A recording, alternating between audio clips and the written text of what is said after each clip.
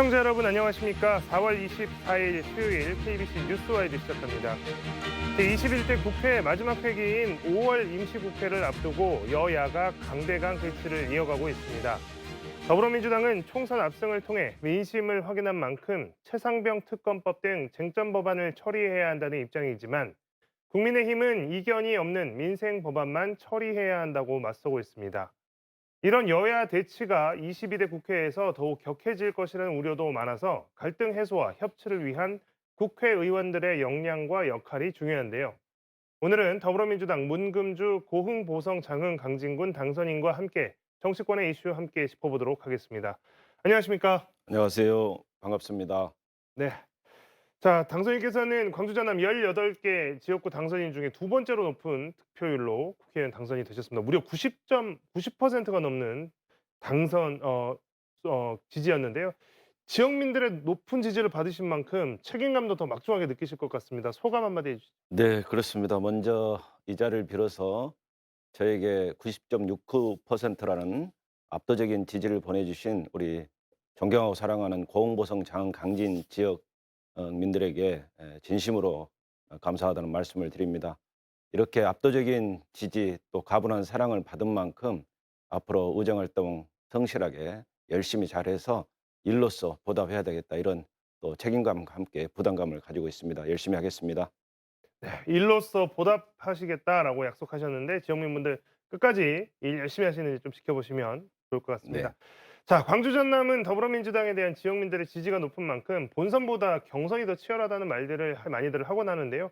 이번에도 고흥보성 강진 장흥도 마찬가지였습니다. 장흥 강진도 마찬가지였습니다. 특히나 이제 현역 의원이랑 경선을 네. 하셔서 네. 더 좀 약간 벅차게 느끼셨을 수도 있을 것 같고 이게 '힘든 승부가 됐을 것이다.'라는 이제 생각도 많이 하셨을 것 같은데 경선 치르시면서 실제로 많이 힘드셨을 것 같습니다. 네. 아무래도 현역 의원이시고 또 3선을 노리시는 재선 국회의원이시기 때문에 정말 힘들었고요. 다만 경선을 어렵게 치르는 과정에서 덕분에 더 많은 사람들, 또 더 많은 지역민들, 더 많은 유권자들을 이렇게 뵐 수 있고 또 소통할 수 있어서 덕분에 또 본선은 그나마 또 수월하게 이렇게 치렀던 것 같습니다. 네. 자, 이제 선거 끝나고 나서 지역에 계신 분들 유권자분들 많이 만나셨을 것이고 또 축하의 말씀도 들으셨겠지만 당부의 말씀도 많이 들으셨을 것 같습니다. 어떤 이야기들을 지역민들께서는 당선인께 많이 하셨는지 가장 많이 하신 말씀이 뭔지가 좀 궁금하네요. 네. 이번 총선은 아시다시피 윤석열 정권 심판의 성격이 좀 강했지 않습니까? 네, 그런 측면에서 윤석열 정권에 대한 원성이 좀 컸다. 그런 말씀 먼저 드리겠고요. 또 역시 먹고 사는 문제, 좀 먹고 살게 좀 해 달라. 요즘 아시다시피 물가가 너무 높이 올라서 뭐 장바구니 들고 뭐 이렇게 살 수 있는 게 별로 없다. 또 소상공인은 소상공인대로 힘들어 하셨고, 그래서 아무래도 민생 경제 회복에 좀 주안점을 두고 일을 해야 되지 않을까, 그런 생각들을 많이 가지게 됐습니다. 네. 자, 이번에 늘 나오는 이야기지만 이제 최근에 정치권 특히 이제 지역 정치권에서 이야기 많이 나온 것들이 "호남 정치력이 예전 같지 않다." 이제 이런 이야기도 좀 많이 나오고 또 그러면서 바로 이제 붙는 말들이 아무래도 이제 초선 비율이나 그러니까 다선 의원들이 많이 없고 초선 비율이 높아진 만큼 이 "호남 정치력 복원도 쉽지 않다." 인제 이런 지적들이 많이 나오거든요. 또 초선이시니까 이런 이야기도 많이 들으셨을 것 같은데 네네. 자, 이제 호남의 정치력을 좀 걱정하시는 분들에게 또 하실 말씀이 있으실 것 같습니다. 네. 어 초선이 많다고 정치력이 약화되지 않을까 하는 그런 지적에 대해서는 별로 동의하고 싶지는 않고요. 저 같은 경우도 비록 초선이긴 하지만 29 년의 공직 생활을 통해서 많은 행정 경험, 또 많은 일을 또 처리를 해 왔고 국회하고도 여러 가지 일들을 많이 해 봤기 때문에 '재선 같은 초선이다.' 이렇게 저는 감히 말씀을 드릴 수 있겠습니다. 또한 이번에 초선도 많이 새로운 인물들이 많이 나타나긴 했지만 박지원 전 원장님 같은 또 관록 있는 그런 또 다선 의원도 새롭게 또 복귀를 하셨고, 또 뭐 지역의 서삼석 의원이랄지 신정훈 의원님 같은 다선 의원들도 계시고 또 재선의 의원님들도 이렇게 골고루 배치가 돼 있기 때문에 충분히 우리 호남 정치의 어 약화 이거는 뭐 걱정 안 하셔도 되겠다. 오히려 선배 동료 의원님들과 잘 협의해서 우리 호남 정치가 목소리를 낼 수 있도록 열심히 하겠다는 말씀을 드립니다. 네. 자, 지금 이제 당선인 이제 지역구가 고흥, 보성, 장흥, 강진 4개 군이 묶여 있는 굉장히 좀 이례적인 지역구입니다. 그래서 전국에서 면적으로만 치면 이제 이 지역구가 선거구 중에서는 두 번째로 크다고 합니다. 군마다 현안도 다를 것이고 이제 4개 군이다 보니까 지리적으로 인접해 있다고 해도 조금 그 각자 이제 처한 상황이랄지 현안이랄지 이런 것도 좀 다를 텐데 지역 현안을 좀 챙기시기에도 굉장히 좀 많은 시간을 할애하셔야 될 것 같습니다. 이게 지역을 돌보는 데 대한 의정 활동에 대한 각오도 좀 듣고 싶습니다. 제가 선거 전에 제일 많이 들었던 얘기가 "운동화가 닳도록 뛰어라. 그러면 될 것이다."라는 말씀을 드렸습니다만 지역구가 워낙 높다 보니까 실제로 해 보니까 운동화가 닿는 게 아니라 자동차 타이어가 먼저 닿는 그런 지역구입니다. 그런 측면에서 보면 정말 이 하루에 평균 이동 시간이 뭐 거리가 한 500 킬로 정도 될 정도로 여기서 뭐 보성에서 서울까지는 한 360 킬로 보면 서울까지 간 거리 이상 뛴 그런 이제 지역구다 보니 아무래도 현역 의원님도 그런 부분에서 어려움을 겪었을 것 같고 저도 이제 그런 부분에 어려움이 있을 걸로 예상이 됩니다만 어찌 됐든 자주 지역민들과 소통할 수 있는 기회를 자주 가지려고 그러고요. 또 그런 측면에서라도 우리 공보성 장흥 강진을 이동을 좀 접근성을 좀 높일 수 있는 그런 SOC 사업도 해야 되겠다. 기존에 지금 계획되고 있는 것 또 새로 추진할 사업들도 챙겨서 뭐 고속도로랄지 철도랄지 이런 부분들 좀 어 기초라도 좀 제가 기틀이라도 좀 잡아서 앞으로는 좀 더 공간적으로 좀 가까워질 수 있는 그런 또 노력들을 해야 되지 않을까 그런 생각을 하고 있습니다. 네. 이제 22대 국회 개원까지 한 달하고 조금 더 남았습니다. 이제 야심차게 또 초선이신 만큼 국회 이제 개원하면 어떤 일들을 할지 차곡차곡 정리를 하고 계실 것 같은데요. 과연 어떤 법안을 1호 법안으로 내실지 이제 뽑아 주신 분들 또 지역민분들 입장에서 궁금하실 수밖에 없을 것 같습니다. 22대 국회가 개원을 하게 된다면 입성을 하신다면 첫 번째로 발의하게 될 법안은 어떤 내용의 법안이 될까요? 저는 이제 아무래도 우리 고흥보성 장흥 강진이 이 농어촌이다 보니 또 그리고 전남도가 제1의 농도이자 수산업 1 번지다. 그런 측면에서 저는 이 우리 농어민들의 안정적인 소득 보장, 안정적인 소득을 보장할 수 있는 그런 부분에 관심이 많고 그걸 통해서 지속적인 영농 환경을 조성을 해야 되겠다. 이런 쪽에 관심이 많아서 일 농어민의 기본 소득도 좀 입법화를 해야 되겠고 농산물 최저 가격 보장제도 입법화를 해야 되겠는데 특히 이제 아무래도 작년에 후쿠시마 오염수 방류와 같은 국제적인 환경 그런 재난에도 좀 대비할 필요가 있겠다. 최근에는 기후 위기로 우리 농어민들이 정말 힘들어하십니다. 최근에 물가 상승 원인도 저는 기후 위기 때문이라고 보고 기후 위기라는 게 우리 농어민들이 잘못해서 된 게 아니고 정부 또는 전 세계가 어떻게 보면 잘못된 정책으로 인한 그런 사회적 재난 측면이 있기 때문에 저는 국가환경재난기금법 같은 것을 1호 공약으로 내세워서 음. 이런 것들을 통해서 좀 안정적으로 농어민들이 소득이 좀 보장이 될 수 있도록 그리고 농업재해도 대비할 수 있도록 하는 게 필요하다. 그래서 제가 1호 법안으로 국가환경재난기금 특별법을 기금법을 지금 생각을 하고 있습니다. 네, 국가환경재난기금법 어떤 내용이 구체적으로 좀 담겨서 또 나오게 될지 또 그게 국회에서 어떤 지지를 또 받고 또 통과가 되는지 지켜보도록 하겠습니다. 22대 국회 개원까지 지금 한 달 조금 넘었다고 말씀을 드렸는데 21대 국회가 마무리 국면이라고 하기에는 너무나 많은 이슈들을 가지고 계속해서 좀 불꽃이 튀기는 양상으로 가고 있습니다. 정치권의 이슈를 좀 짚어보겠습니다. 자, 이번 총선에서 민주당이 단독으로 과반 그리고 범야권이 192석을 확보했습니다. 야권이 법안을 단독 처리할 수도 있지만 대통령의 거부권 저지나 개헌 또 대통령 탄핵 소추를 하려면 여야 협치가 필요한 상황입니다. 뭐 지금의 야권만 가지고 방금 말씀드렸던 것들을 할 수 없는 의석수라는 이야기죠.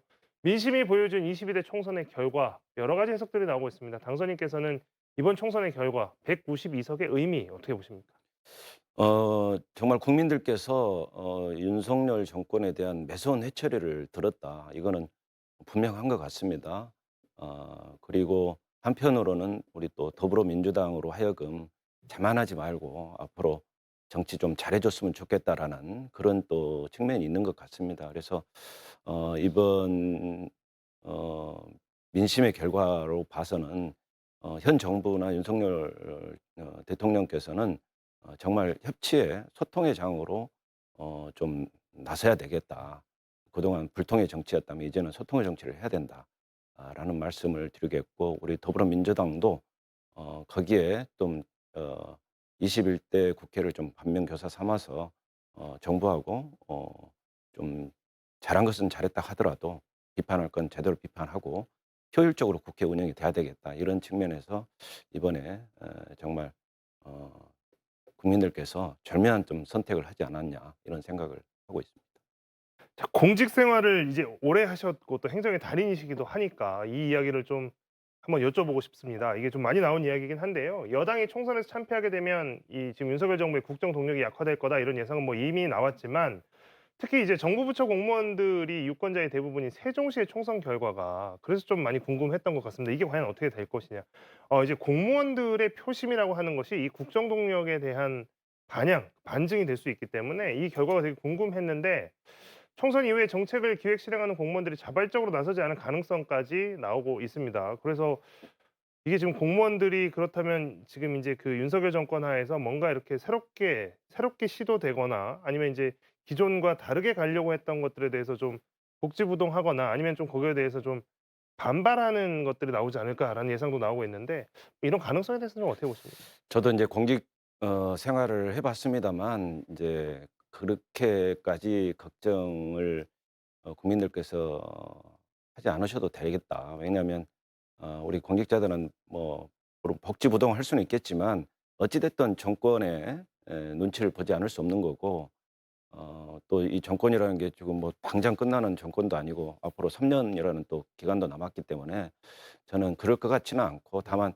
약간의 기존에 추진했던 정책이 다시 재검토돼야 되는 거 아니냐 하는 그런 부분이랄지, 또 새롭게 시도할 수 있는 큰 재정 수요가 들어가는 이런 정책들은 쉽게 또 시작을 못하는 뭐 이런 상황이기 때문에 아무래도 '큰 틀에서 변화는 어렵지 않느냐.' 이런 생각을 해 봅니다. 네. 자, 총선 이후에 윤석열 대통령의 국무회의 발언을 보면 "국정 방향은 옳았지만 소통 방식에 문제가 있었다." 이런 내용이었습니다. 그러니까 우리가 지금 추구하고 있는 국정의 방향은 맞지만 그게 좀 속도감이 덜 나서 어 시민분들, 국민분들이 실생활에서 체감을 하는 데까지 그 시간적인 좀 텀이 길어졌다. 그래서 "이걸 좀 속도감 있게 해야 되겠다." 뭐 인제 이런 내용이 좀 있어서 이걸 놓고도 인제 야당이 좀 비판이 거셌죠. 그러니까 이게 "국정 방향에 대한 반성의 의지가 전혀 없다."라고 하는 것 아니냐. 뭐 이제 이런 지적들이 좀 있었고 또 이번에 비서실장 인선과 관련해서도 야권이 여전히 비판을 하고 있죠. 국민의힘 중진 의원 출신인 정진석 의원을 지금 비서실장으로 세웠는데 비서실장으로 임명을 했는데 "적절치 못한 인사다."라는 게 인제 또 야당의 주요 반응입니다. 대통령이 "국정 기조를 근본적으로 좀 변화를 좀 가져가야겠다."라는 생각을 못 하는 거 아니냐라고 하는 지적에 대해서는 좀 동의하십니까? 어떻게 보십니까? 전적으로 동의하고요. 당시 국무회의 그 모두 발언을 통해서 총선에 대한 그 총평을 하셨는데, 보면서 저도 깜짝 놀랐습니다. '이 정도로 어떤 정무적 뒷받침이 안 될까.'라는 그런 생각을 했었는데요. 근데 또 다행스럽게 바로 그 뒤이어서 여야 영수회담도 뭐 전향적으로 생각을 하고 지금 실무 협상을 어찌 됐든 진행이 되고 있는 거 보면, 처음에는 좀 상당하게 잘못된 그런 판단을 좀 하지 않았나. 근데 워낙 또 반발이 또 나오고 그러다 보니까 다시 좀 방향을 트는, 근데 애초부터 음. 좀 정무적 판단이 좀 부족하지 않았나, 이런 생각을 해 보고요. 이번에 비서실장 임명 같은 경우도 인사 스타일에 좀 전형적인 이제 현 대통령의 인사 스타일이신 것 같은데, 어 결국 또 다시 친윤으로, 원조 친윤으로 갔거든요. 근데 이제 그분 같은 경우도 지역구에서 결국에는 어 5 선이지만 패했단 말이에요. 국민들로부터, 주민들로부터 어찌 됐든 외면을 받았던 분인데, 그리고 또 국회 부의장까지 하셨던 다선의 경력이 있는 그분을 비서실장으로 앉히는 것 자체가 또 비서실장 주겠다고 또 덥석 무는 그분도 좀 저는 이해가 안 되지만 어찌 됐든 정진석하고 막말 치면 여러 가지 그동안 잘못된 발언들이 나오는 건데 이게 과연 이 협치를 하겠다는 건지 소통을 하시겠다는 건지 거기에 대한 또 의구심은 좀 분명히 있는 것 같습니다. 네. 인사 문제에 있어서 지금 뭐 야당에서는 뭐 일관적으로 좀 '부족한 인사다. 잘못된 인사다.'라는 평판인데 역시 인제 당선인께서도 비슷한 생각을 가지신 것 같습니다. 자, 더불어민주당은 총선을 통해서 민심을 확인했다. 그러니 국정기조 변화와 최상병 특검법 등 쟁점 법안을 처리해야 한다. 이렇게 촉구를 하고 있습니다. 정부와 여당이 굉장히 압박을 받고 있는 모양새입니다. 오늘 민주당 최고위원회의에서도 이제 유사한 발언들이 나왔는데요. 어떤 이야기들이 나왔는지 이야기 들어보시고 계속해서 이야기 이어가도록 하겠습니다. 국민 세 분 중에 두 분이 최혜병 특검 사건 특검에 찬성하고 있습니다. 21대 국회가 끝나기 전에 특검법 통과를 해서 반드시 진상규명을 시작해야 됩니다. 그저 상조하고만 외치면서 근거 없이 경제가 좋아지면 세수가 늘어난다는 희망으로 경제를 운영했고 그 결과로 역대급 세수 부족 사태가 재현되고 있는 것입니다. 부자 감세만 부르짖다 역대급 세수 부족으로 또다시 재정의 역할이 축소되면 고통받는 것은 국민입니다. 네. 지금 뭐 영수회담과 관련한 실무회담이 이어지고 있는 상황인데도 불구하고 민주당에서는 굉장히 거세게 압박을 하고 있는 모양새입니다. 방금 이제 이재명 민주당 대표와 그다음에 홍익표 원내대표의 발언을 듣고 오셨지만 오늘 뭐 최고위원회에서 나온 이야기 들으면 최상병 특검법과 관련된 이야기 그다음에 세수 부족과 관련되어 있는 이 재정 정책에 대한 이야기 두 가지가 좀 크게 어 오늘 이야기가 나왔던 것 같습니다. 먼저 최상병 특검법 관련된 이야기를 좀 해 보겠습니다. 이재명 대표가 지금 이 최상병 특검법을 21대 국회에서 처리하겠다. 그러니까 이번 선거 결과로 인제 개원하게 되는 22대 국회가 가기 전에 지금 21대 국회에서 다음 달 2일 본회의에서 이걸 처리하겠다. 이런 입장을 완강하게 드러냈습니다. 대통령실과 국민의힘의 대응 이거에 대해서 이제 어떻게 대응을 할까? 이거를 지금 22대로 넘기려고 하겠다. 아니면 특검법을 통과를 하더라도 이걸 다시 뭐 거부를 하겠다. 여러 가지 지금 예상이 나오고 있는데요. 대통령실 또 여당 이거 문제 최상병 특검법을 어떻게 받아들일까요? 현재까지는 회의적인 것 같은데요. 저는 이번 총선 결과 민심을 분명히 확인을 했다는 측면에서 보면 최상병 특검법 같은 경우는 받아야 되지 않느냐. 그러면서 어 어 현 정부나 여당 또 대통령께서 국정 운영 방향을 어 우리 민심이 원하는 대로 바꿨다라는 걸 상징적으로 좀 보여줄 필요도 있는 것 같고요. 또 그것뿐만 아니라 뭐 양곡관리법이랄지 농안법 뭐 이런 부분들 지금 다시 본회의에 회부가 됐는데 이런 것들도 가급적 21대 국회에서 좀 처리가 되면 좋겠고요. 그게 안 되면 이제 22대 국회로 또 이제 넘어오게 되는데 저는 어찌 됐든 뭐 가급적 이번 회기에 다 처리가 됐으면 좋겠고 안 되면 아마 또 국민들의 큰 또 저항을 받지 않을까 이런 생각을 해 봅니다. 결국엔 통과될 텐데 저는 이번 기회에 에 순수하게 좀 받아들이면 좋지 않겠느냐 이런 생각을 해 봅니다. 일단 인제 희망과 바람 또 그리고 인제 예상되는 부분을 이야기를 해 주셨는데 자, 방금 말씀하셨던 뭐 양곡법이나 이렇게 직회부된 것들도 있고 인제 5월 임시국회에서 중요한 내용들이 인제 아마 안건으로 많이 다뤄질 겁니다.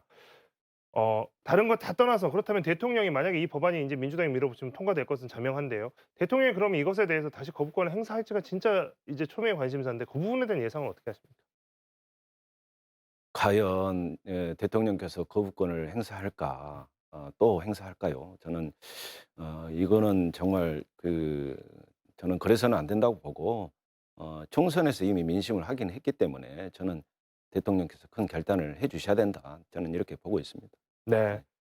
자, 좀 전에 이제 제가 오늘 민주당 최고위원회의 뭐 그 이재명 대표와 홍익표 원내대표의 발언을 소개해 드리면서 최상병 특검법 또 하나는 인제 그 재정 정책에 대한 이제 비판 이 두 가지가 주요하게 다뤄졌다고 말씀을 드렸는데요. 정부가 총선 직후에 바로 다음 날이었습니다. 지난해 재정 결산 보고서를 발표했습니다. 무려 87조 원의 관리 재정 적자가 난 것으로 집계가 됐습니다. 그런데 올해도 세수 부족 사태가 여전히 예고되고 있는 상황인데요. 국가 세수의 3대 축인 법인세에 비상이 걸렸습니다. 반도체 불황으로 삼성전자와 하이닉스 등 법인세 1, 2위 기업들의 법인세 납부액이 0원이라고 합니다. 고물가에 돈이 돌지 않으면서 국세 수입의 22%를 차지하는 부가세수도 줄어들 수밖에 없는 상황입니다. 자, 윤 정부의 재정 정책의 기조 어떻게 변화해야 할까요? 어떻게 변화의 필요성이 있다고 보십니까? 일단 그 국가 재정 결산 보고서를 4월 10 일까지 발표를 해야 되는 게 이제 법의 의무화가 돼 있는데 4월 10 일이 알다시피 총선이라는 그런 이제 것 때문에 이제 하루 늦춰서 4월 10 일에 발표됐는데 아니나 다를까 뚜껑을 까 보니까 역시 재정 손실 규모가 역대급이고 또 세수 결손도 역대급으로 나타나서 상당히 국민들이 이제 우려를 크게 하고 있습니다. 그래서 어 그게 이제 이번에 음 서민들이 느끼는 체감 경기도 엄청 안 좋거든요. 지금 장바구니 물가도 그렇고. 그래서 우선은 이 서민 경제를 살리는데 바닥 경제를 끌어올리는 데 노력을 해야 되기 때문에 그러려면 역시 이번에 이제 그 영수회담 제안으로 이제 내놓느냐 마느냐 가지고 논란이고 있는 1 인당 25만 원씩 민생 회복 지원금 같은 것도 어찌 됐든 저는 정부가 좀 재정 지출을 늘려서라도 우리 내수 시장을 좀 키워야 된다. 그런 측면에서 그 부분도 저는 의제로 받아들여서 좀 시행이 됐으면 좋겠다.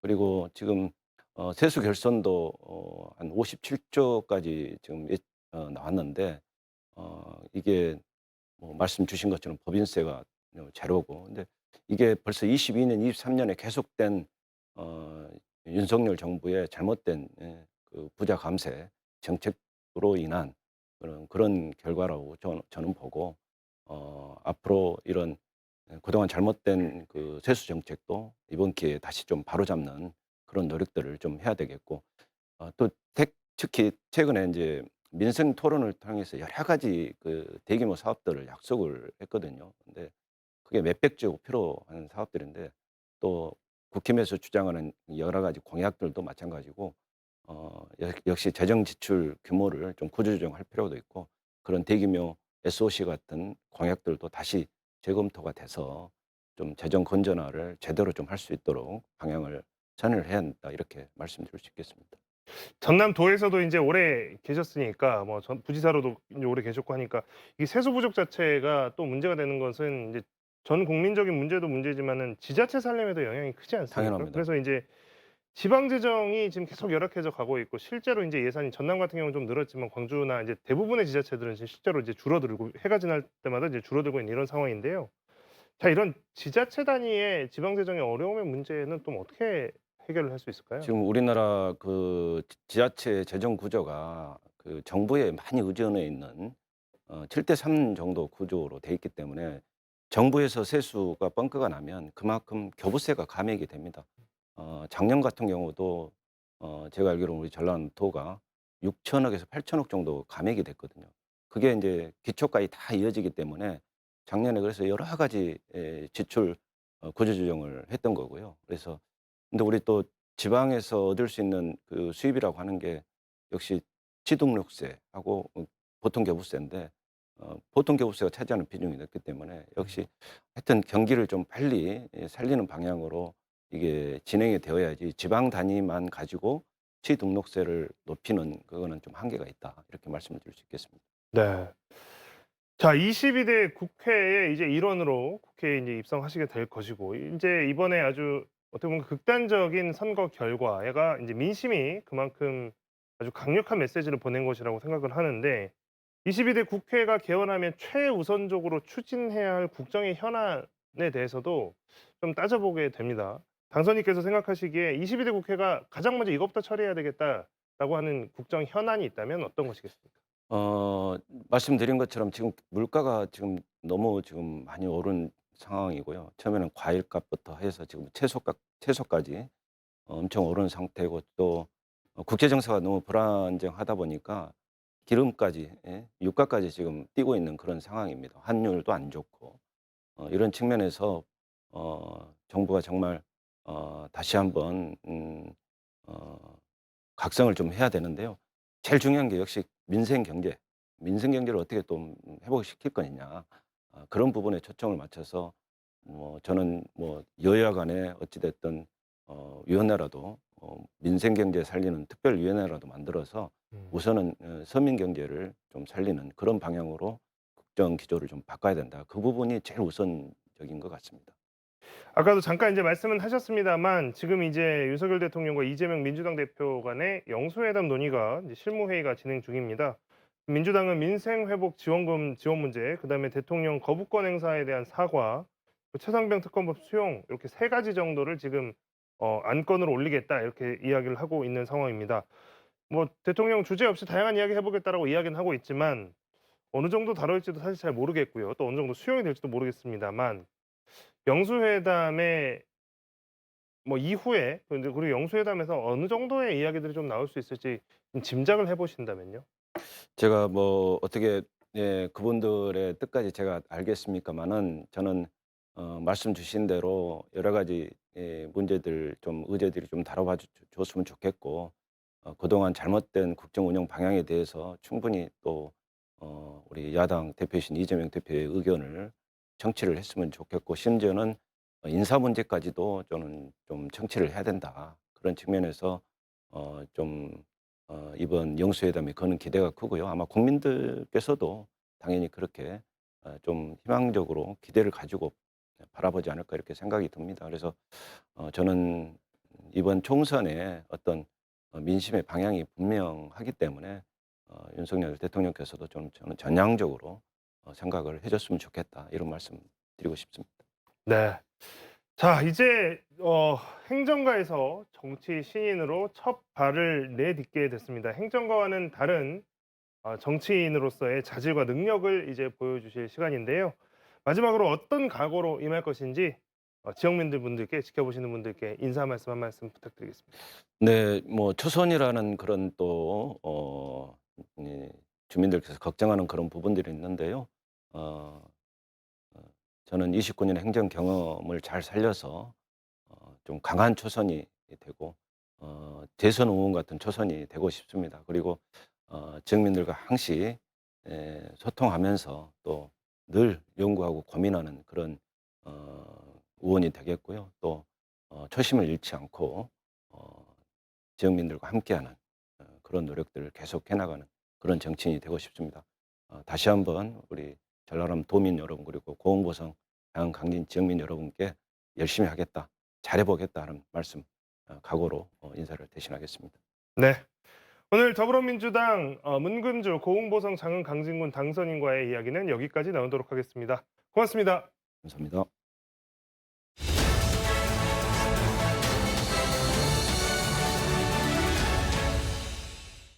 서울광역방송센터입니다. 2027년 별의 순간이 올 것이다. 김종인 위원장이 이준석 개혁신당 대표를 두고 한 평가 예측인데요. 여기도 초대석 이준석 대표 스튜디오에 나와 있습니다. 대표님 어서 오십시오. 네, 안녕하세요. 2027년 별의 순간이 오는 건가요? 개인적으로는 그것이 만약 대권을 향한 이야기를 하시는 것이라면은 네. 저는 사실 윤석열 정부가 이렇게까지 실패의 과정을 보여줄 것이라고 생각하고 윤석열 대통령 당선에 기여했던 것이 아니었습니다. 네. 그래서 개인적으로 굉장히 마음이 아프고 무엇보다도 네. 윤석열 대통령의 끝까지 지적하려고 했던 인사의 한 사람으로서 정말 안타깝게 생각하고 대한민국의 불행이라고 생각하고 그것의 반사이익으로 제가 어떤 정치적 영향을 얻는 것도 네. 저는 상당히 부담을 느낍니다. 그래서 제가 개인적인 역량을 갖춰 나가고 네. 그리고 제가 우선 국회의원으로서 국민들이 정말 많은 기대를 주시고 계신데 의정활동을 통해 성과를 보이고 제가 차근차근 다음 과제들에 도전하도록 하겠습니다. 이렇게까지 실패할 줄은 몰랐다라고 말씀을 하셨는데 말씀 그대로 윤석열 후보를 대통령 만드는데 동분서주하셨고 1등 공신인데 그때의 윤석열과 지금의 윤석열은 다른 사람인가요? 어떻게 봐야 되나요? 적어도 선거가 진행되는 과정 속의 윤석열 대통령은 선거가 안 좋은 분위기로 가면은 그래도 다른 사람의 의견을 들으려는 모습을 보이기도 했고요. 네. 그런데 선거 끝난 이후에 대통령 당선된 이후에 윤석열 대통령은 일방주의로 일관했고 무엇보다도 주변에서 본인의 당선에 기여했던 사람들에게 네. 오히려 숙청에 가까운 그런 어떤 린치를 가하는 모습이 많이 보였거든요. 음. 저는 윤석열 대통령이 왜 본인이 당선되었는지에 대해 가지고 잘못된 이해를 하고 있다고 생각해요. 그게 무슨 말씀인가요? 윤석열 대통령이 0.7%라는 아주 적은 표차로 당선됐을 때, 그게 뭐 27만 표 차라고 얘기하고 있을 때, 저는 그 안에 보수 후보에 거의 사상 최대로 많은 표를 몰아줬던 호남의 민심도 들어 있었을 것이고, 네. 그 외에도 젊은 세대가 20대, 30대에서 많이 지지해 주는 것도 있었을 것이고, 근데 이거를 완전히 착각하고 네. 무슨 보수 쪽에 줄 내려가는 종교 집단이라든지 아니면은 뭐 소위 업자들이 본인의 당선에 기여했다는 건 착각을 하고 있는 것 같아요. 그래서 갈수록 그런 강한 보수적 이념 성향을 보여주는 사람들에게 네. 조언을 듣게 되고, 사실 유튜버들이나 이 하는 주장이나 대통령이 하는 주장이 거의 차이가 없게 됐어요. 그게 이제 홍범도 장군의 흉상을 이전해야 된다는 주장이 나왔을 때, 그리고 뭐 이념이 민생보다 중요하다 이런 말 나왔을 때 국민들이 기겁했던 거 아닙니까? 저도 저럴 줄 알았으면은 선거 돕는 과정에서 훨씬 지적을 많이 했겠죠. 근데 당선되자마자 완전 돌변해버린 케이스거든요. 안타깝습니다. 그때는 지금 이렇게 할 줄을 몰랐던 건가요? 잘 생각해 보시면요. 그 당시엔 오히려 윤석열 대통령이 후보 시절에도 5.18 같은 주요한 역사적 문제에 대해 가지고 굉장히 보수 후보 중에는 전향적인 입장을 많이 보였었죠. 그리고 당선되고 당선인 신분이던 시절에 그때 대통령 전용기를 타고 4.3 네. 또 제주에 가서 이제 또 기념식에 참석하기도 했고요. 그렇기 때문에 이런 이념적인 면에서 열려 있는 오히려 후보일 것이다라는 예상 많이 했고, 윤석열 대통령이 달라진 걸까요? 아니면 원래 그랬는데 그때는 그런 모습이 없었던 걸까요? 어떻게 봐야 되는 건가요? 저는 대통령이 사실 보수적인 성향이 강한 사람이라기보다는 네. 결국 수사 능력이라든지 성역 없는 수사를 했기 때문에 진영을 가리지 않고 지지를 받았던 사람이었다면은 어쨌든 보수 정당에서 대통령이 된 다음에 오히려 본인이 기반이 취약하다 보니까 그걸 계속 컴플렉스로 느낀 것 같아요. 그러다 보니까 계속 자유 입에 내게 되는 것이고, 그리고 좀 제가 봤을 땐 다소 극우적인 인사들과 어울리면서 그들이 할 법한 주장을 대통령 입으로 얘기하게 되는 것이고, 저는 대통령의 그런 컴플렉스, 그러니까 보수 정당의 대통령이 됐지만은 정작 보수의 기반이 없는 상황, 이것이 조급증을 가져갔고 그래서 급격히 그 방향으로 진화했다고 봅니다. 그걸 컴플렉스로 보시는 거네요. 그러니까는. 그렇죠. 아무래도 뭐 직전에 박근혜 이명박 대통령을 수사로 이제 사실 네. 거의 그 박근혜 이명박 대통령에게 모욕적인 정도의 수사 결과를 안겨줬던 대통령이기에 오히려 보수 쪽에서 언제든지 본인에게 불쾌한 심리를 드러낼 수 있다는 생각 때문에 정말 쓰는 용어 하나하나가 너무 이념 편향적이었다. 그리고 실제 네. 그런 컴플렉스 극복하기 위해 가지고 무리수를 많이 뒀다고 생각합니다. 근데 뭐 후보 시절이나 그럴 때는 뭐 그런 컴플렉스나 위기 의식 같은 게 뭐 가질 수 있다고 하더라도 대통령이 됐는데 그런 컴플렉스나 뭐 위기 의식 그런 거를 가질 필요는 없는 거잖아요. 그러니까 우리가 이제 사실 지금 와서 되돌이켜 보면은 네. 박근혜 대통령이 탄핵됐을 때 사실 처음에 최순실 씨 관련된 문제가 나왔을 때 결국 탄핵이 이를 거라고는 네. 많은 사람들이 예상하지 못했습니다. 그만큼 이잡듯이 삿다시 수사를 했던 것이거든요.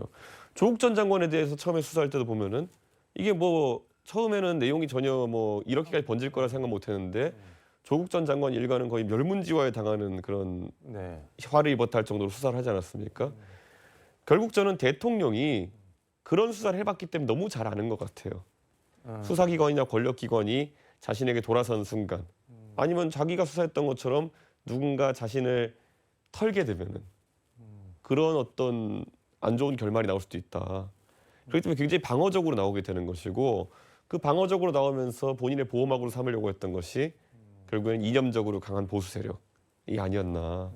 그러니까 저는 사실 이런 것들은 좀 넘겨짚은 거긴 합니다만 대통령의 불안 심리와 컴플렉스가 상당히 지금 정상적인 국정 운영이 안 되게 하는 이유이다 저는 이런 생각합니다. 조국 대표는 대통령한테 술 좀 그만 드시고 극우 유튜브 좀 그만 보시라 뭐 이렇게 얘기를 하던데 그거는 뭐 공감되는 부분이 있는 건가요? 뭐 저는 한 2년 전에 했던 얘기인데 조국 대표가 이제 2년 전에. 그런 얘기를 반복하시니까 뭐 틀린 말은 아니다 이렇게 말씀드리겠지만은 조국 대표도 그렇고 저도 그렇고 우리가 야당 지도자로서 어떻게 대통령에게 지적할 걸 지적할지 같이 고민하는 게 중요하다. 그래서 저와 조국 대표가 이번에 최상병 특검과 관련해 가지고 같은 목소리 내는 것은 저는 조국 대표가 함께 해주셔서 너무 감사하고 저는 사실 조국 대표가 그때 말씀하셨듯이 이건 보수와 진보가 따로 있는 문제가 아니다.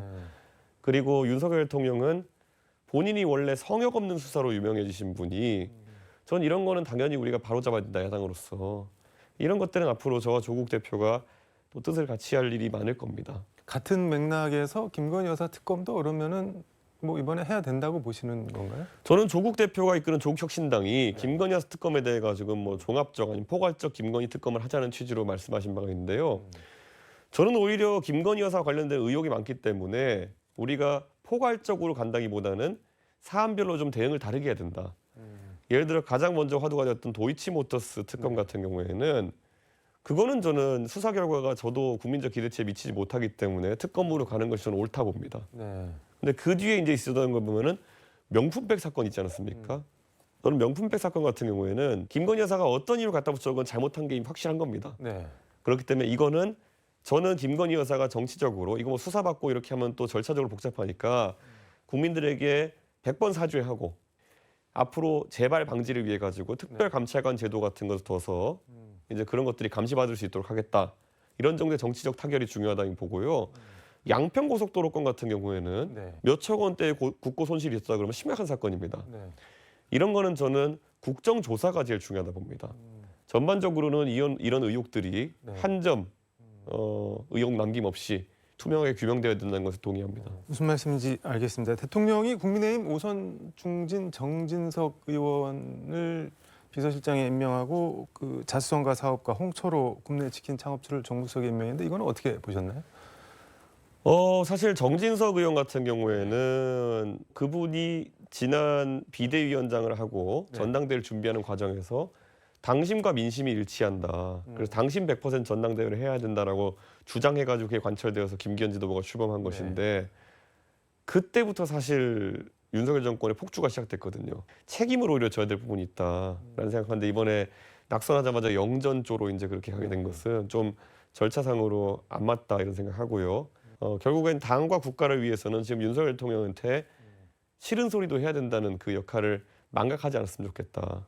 국민들에게 그간의 윤석열 정부 실정에 대해서 100배 사죄하는 마음으로 앞으로 정진석 비서실장은 직언하는 역할을 해야 될 것이다. 이렇게 생각합니다. 박주민 의원은 저희 여의도 초대석 오셔서 예. 이거 지금 친윤들 막 흩어지고 당 흔들리니까는 당 장악하려고 정진석 비서실장 부른 거다 뭐 이렇게 보던데 어떻게 보세요 그거는? 전 백약이 무효라고 봅니다. 그래도 윤석열 대통령의 인기가 이렇게 떨어지고 윤석열 장악 안 되나요 이제? 이거는 누가 봐도 장악이 안 되는 상황이다. 저는 오히려 윤석열 대통령이 이제 정치를 바르게 하는 것 그리고 여당과의 합리적 소통 관계, 야당과의 또 협치 관계를 설정하는 것이 네. 유일한 해법이다. 그 도구로서 정진석 비서실장이 이제 역할을 해줘야 되는 것이지. 네. 정적 비서실장 개인을 보고 갑자기 뭐 대통령에 대한 충성심 발동하고 이럴 여당 인사는 이제 없을 겁니다. 아니 당이 장악이 안 되고 대통령한테 충성하는 여당 인사가 없고 그러면은 이게 어떻게 굴러가나요? 그 집권 여당이? 그러니까 이런 겁니다. 우리가 만약 전쟁이 벌어졌는데 어떤 지휘관을 선택해야 된다면은 무조건 이기는 지휘관을 쫓아가야지 내가 안전합니다. 근데 윤석열 대통령이 지금 이기는 모습을 보여주지 못하고 있고 네. 승리에 가까워지는 모습 보이지 못하고 있기 때문에 아무도 안 따라 나서는 거거든요. 그러면은 복귀해봐야 됩니다. 대통령도. 네. 지난 한 10수년 동안 박근혜 이후로 박근혜 대통령이 당대표하고 비대위원장 하던 시절 이후로 네. 김종인, 이준석 조 외에는 지금까지 선거 승리를 했던 조가 없거든요. 네. 나머지 뭐 김기현, 한동훈 뭐 여러 뭐 정진석 여러 보수의 지도자들이 네. 그 당을 대표한 역할을 해가지고 해봤지 안 됐거든요. 저는 그럼 거기서 김종인, 이준석이 했던 방식이 뭐가 지금 그럼 달랐을까?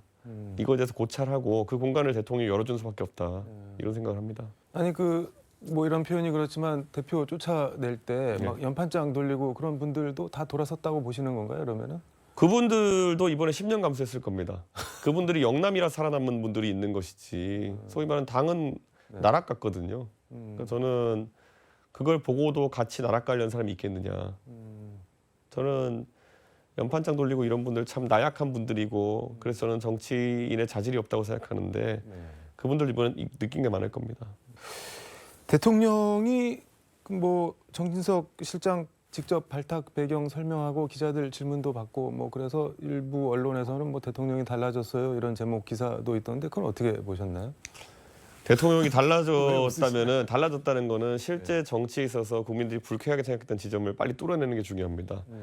예를 들어 최상병 특검 같은 경우에 이건 진짜 말이 안 되는 겁니다. 네. 최상병의 억울한 죽음에 대해서 진상조사를 하겠다는 박정훈 대령을 린치해가지고 네. 재판받게 하고 있는 것 자체가 말도 안 되는 거거든요. 대통령께서 큰 결단으로 예를 들어 박정훈 대령에 대해서 공소 취소를 결정한다든지 이런 정도의 움직임이 있어야 국민들이 아 대통령도 드디어 본인의 과오를 인정하고 반성하는 모습 보이는구나 이렇게 되는 거지. 인사 하나 딱 이렇게 세워놓고 그나마도 대통령을 옹호하던 일부 입장에서 봤을 때는 나라를 망친 사람 중에 한 명이라 볼 수도 있어요. 지금. 그런데 그거를 새로운 인사라고 들이미는 것만으로는 큰 민심의 변화가 없을 것이다 이렇게 봅니다. MBC 권순표 뉴스 하이킥에 나오셔서 윤 대통령에 대해서 달면 삼키고 쓰면 뱉는다 그리고 다급해지면 말을 듣는 척한다 이렇게 아주 뭐랄까 원색적으로 비판하셨는데 이거는 뭐 어떤 취지에서? 제가 그래서 또 거기 덧붙여 표현으로 굉장히 인간적인 분이다라고 표현했어요. 그건 무슨 말인가요? 우리가 처음에 윤석열 대통령이 정치 시작하시기 전에 모습을 보면은 뭐 이 체구도 크고 이러다 보니까 그리고 또 술 먹고 형님 동생 하시는 거 잘한다 하시니까 그래도 굉장히 통 큰 정치를 하실 것이다. 이런 예상을 가지고 있었습니다. 네. 그런데 지난 2년 동안의 정치 영역에서 보여준 모습이라는 거는 정말 작은 원한 관계에도 굉장히 민감하게 반응하고 심지어 본인의 선거에 당선시켜줘도 거기에 대해서 불만을 갖고 있고 이기게 하니까 당신 때문에 많은 표차로 이길 걸 적은 표차로 이겼다고 오히려 뒤집어 씌우지 않나. 그러니까 이런 걸 보면서 굉장히 속 크고 통 넓은 모습이라기보다는 속 좁은 모습 많이 보여줬거든요. 저는 그런 게 한계점이다 이렇게 봅니다. 박영선 총리, 양정철 비서실장 해프닝 이거는 김건희 여사 이름이 자꾸 나오는데 어떻게 보세요? 전혀 우리가 뭐 그 부부의 대통령 부부의 대화를 뭐 엿들을 수 있는 것도 아니고 하기 때문에 잘 모르겠지만 적어도 주변에 개선상의 참모들과 상의했으면 절대 나올 수 없는 인선 아닙니다. 그렇기 때문에 많은 사람들이 아 이거는 특별한 영향을 끼치는 비선의 어떤 제안이 아니었냐. 그러면은 가장 먼저 떠오르는 인물이 김건희 여사 아니겠냐 이런 개연성을 가지고 그런 추측들을 하는 것 같습니다. 그런데 그렇기 때문에 사실 납득할 수 없는 인사인 건 맞는 것 같습니다. 이게 뭐 누가 호가 호의를 한다고 보시나요? 아니면 뭐 일정 정도 실체가 있다고 보시나요? 비선 뭐 이런 게? 저는 뭐 대통령께서 저랑의 교류 속에서도 보면은 대화할 때는 정상적인 대화가 이어지고 근데 그 다음 날 합의한 걸 정반대 방향으로 이렇게 틀어버리시고 이런 걸 많이 봤거든요. 적어도 납득이 안 가는 선택들 할 땐 좀 이상하다는 생각했고 그러다 보니까 대통령 되시기 전부터 나왔던 뭐 주술 논란이라든지 뭐 천공 논란 아니면 뭐 그래도 해석이 안 되면 김건희 여사의 과도한 입김 아니냐 이런 해석들이 자꾸 나오는 것 같습니다. 납득이 안 되는 일이 벌어지는 뒤에 뭐 누군가가 있다고 보시는 거네요. 어쨌든 그렇다고밖에 볼 수 없지 않을까요? 누군가가 누굴까요? 그런데 저도 그걸 알았다면 제가 뭐 신랄하게 비판하겠지만은 지금은 여러 가지 가능성만 보도되지 실제 대통령이 누구의 영향으로 이렇게 입장 전환이 컸느냐 이건 저희도 잘 모릅니다. 그 대통령이랑 이재명 대표 영수회담 이거는 뭐 성과가 좀 있을까요? 아니면 그냥 서로 만나서 아유 뭐 그럼 그렇지 하고 헤어질까요? 어떻게? 저는 우선 대통령께서 이재명 대표에게 회담을 제안할 수밖에 없는 상황은 이재명 대표에게 정치적으로 굉장한 승리의 순간이다. 네. 이런 생각이 들고요. 왜냐 그전까지는 범죄자 취급하면서 네. 계속 공격만 하다가 이제 대화 파트너로 공식 인정한 거 아니겠습니까? 근데 반대로 이재명 대표에게도 이제 과제가 있다. 왜냐하면 본인이 25만 원금은 지원금이나 이런 것들도 얘기하고 또 현안들도 많은데 이재명 대표가 어떤 협의와 협상을 하냐에 따라 가지고 오히려 이재명 대표가 윤석열 정부와 야합했다는 소리 들을 수도 있는 거거든요. 예를 들어 최상병 특검 같은 경우에는 이거는 정의의 문제니까 어떻게든 야당 대표가 가서 관철시켜야 되는 것인데 뭐 예를 들어 본인의 공약사항인 25만 원 지원금에 대해서는 양해를 얻어내고 최상병 특검에 대해서는 그런 걸 못했다 그러면은 아니 이거야말로 진짜 배신 아니냐 이렇게 받아들일 사람들이 있는 거거든요. 이재명 대표 스타일이나 뭐 그런 걸 봤을 때 그렇게 할까요? 그런데 잘 모르겠습니다. 이재명 대표가 지금까지 뭐 대통령 윤석열 대통령과 협의나 협상을 해본 적 없기 때문에 서로를 어떻게 인식하고 있을지도 궁금하고 대통령의 지기 싫어하는 그런 성격 네. 그런 것들로 봤을 때 저도 결과를 예측하기 어려울 것 같습니다. 김종인 위원장이 앞서서 잠깐 언급했는데 뭐 이준석에 견줄 만한 국힘 대권 주자가 없다. 2027년 이준석의 별의 순간이 올 것이다라고 얘기를 했는데 김종인 위원장은 저 대표님을 왜 이렇게 어떤 걸 보고 그렇게 높게 평가를 하시는 거예요? 근데 그게 이제 대통령 얘기를 하시면서 김종인 위원장에서 보니까 평가가 상대적인 거잖아요. 근데 저는 지금 대한민국에서 제가 정치로 더 큰 역할을 하려면은 제가 절대적으로 갖춰야 될 일정한 실력들이 있습니다. 네. 예를 들어 제가 항상 부족함을 느끼는 부분이 외치에 대한 부분, 그 나라의 명예를 걸고 싸운다든지 이런 것들도 고민했거든요. 그런데 그런 기회가 많지 않죠, 국내 정치인들에게는. 그러다 보니까 지금 윤석열 대통령도 뭐 국내 정치의 경험도 부족하시지만 네. 외치에 대한 경험도 부족하시기 때문에 지금 외교가 굉장히 혼란스러워지는 게 사실이거든요. 그래서 저는 제가 뭐 상대적으로 외치나 이런 걸 못한다라기보다는 그 외치에 대한 제 개인적인 고민이 절대적인 수준, 국가에 기여할 수 있을 정도 수준이 될 때까지는 욕심내지 않겠습니다. 이제 조금 있으면은 22대 국회 개원하는데 의정 활동 뭐 어떤 점에 중점을 두고 하실 건지 뭐 마무리 말씀 겸해서. 저는 동탄에서 이제 정치하고 있기 때문에 동탄의 결국에는 관심사라고 하는 것은 오늘보다 나은 내일입니다. 나와 그리고 내 가족, 네. 내 자녀에게 오늘보다 더 나은 내일이 있기 위해서는 어떤 정치를 해야 되느냐. 그랬을 때 키가 되는 것이 교육입니다. 저는 사실 대한민국에서 우리가 교육의 사다리가 무너지면은 한국사의 희망이 사라진다 봅니다. 교육의 사다리라는 거는 제가 진짜 서울에서 지하철 종점에서 어릴 때 살았던 제가 30년이 지나가지고 집권 여당의 당대표도 지내고 국회의원도 하고 이런 꿈을 꿀 수 있는 세상이 유지돼야지만이 지금 저보다 젊은 대한민국의 학생들이라는 학생들이 열심히 하는 거거든요. 그런데 지금 그런 부분이 많이 상실돼 가고 있습니다. 부모의 재력이 사교육을 통해 가지고 교육의 성과로 그대로 귀결되는 경우도 있고 저는 그래서 교육 측면에서 공교육을 아주 극단적으로 강화하는 방향의 정책들 저희 개혁신당의 그 정책 중에 하나가 수학 국가교육 책임제거든요. 저는 이런 것들이 국가의 굉장히 적극적인 그런 어떤 교육 정책으로 나타나야 된다 보는 것이고 그 과정에서 입법 활동을 하는 국회의원이 되고 싶습니다. 혹시 뭐 윤석열 정부나 국민의힘에서 이제 바깥에서 그만 떠들고 들어와라 뭐 아니면 뭐 저 입각 같은 거 제의가 오면은 전례인가요? 저는 이렇게 생각하는 게요. 제가 윤석열 대통령에 대해 가지고 너무 잘 압니다. 윤석열 대통령이 만약에 마음을 열고 널리 인재를 쓸 생각이면요. 저 없어도 됩니다. 근데 그런 게 아니라 마음을 계속 닫아놓고 있다 그러면은 제가 아니라 누가 가서 도와도 결과가 나지 않습니다. 그러니까 저는 그렇기 때문에 저는 그런 윤석열 정부의 각성을 바라는 것이지 제가 거기에 참여해가지고 뭔가 역할을 할 계획은 없습니다. 알겠습니다. 오늘 말씀은 여기까지 듣도록 하겠습니다. 예, 고맙습니다. 감사합니다. 지금까지 서울광역방송센터에서 이준석 개혁신당 대표와 함께 전해드렸습니다.